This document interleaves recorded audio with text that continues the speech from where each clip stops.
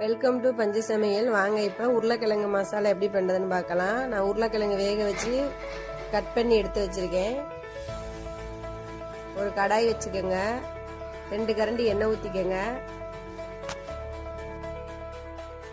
1 teaspoon உளுந்து போட்டுக்கோங்க. 1 teaspoon கடுகு போட்டுக்கோங்க. நல்லா பொரியட்டும்.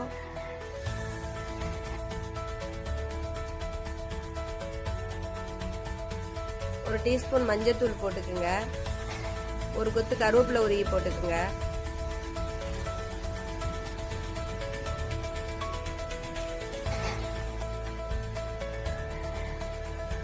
ரெண்டு பச்சை மிளகாய் நறுக்கி போட்டுக்குங்க.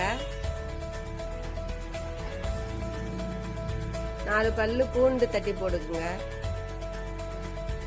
நல்லா கிளறி விட்டுக்குங்க. 1/2 கப்பு சின்ன வெங்காயம் நைஸா கட் பண்ணி போட்டுக்குங்க. நல்லா கிளறி விடுங்க.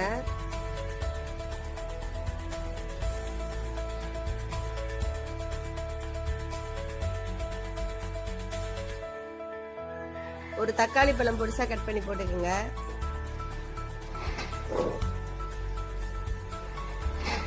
தேவையான அளவு உப்பு போட்டுக்குங்க.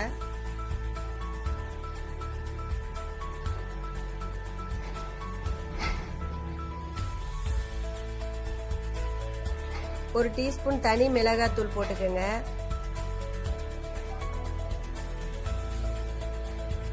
குழம்பு மிளகாத்தூள் 1 ஸ்பூன் போட்டுக்கோங்க. வீட்டில் அரைச்ச மிளகாத்தூள் அதில் 1 ஸ்பூன் போட்டுக்கோங்க. நல்லா கிளறி விட்டுக்குங்க.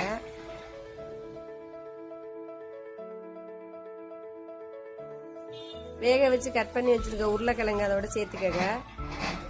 சேர்த்து நல்லா கிளறி விடுங்க, அடி பிடிச்சிடாம.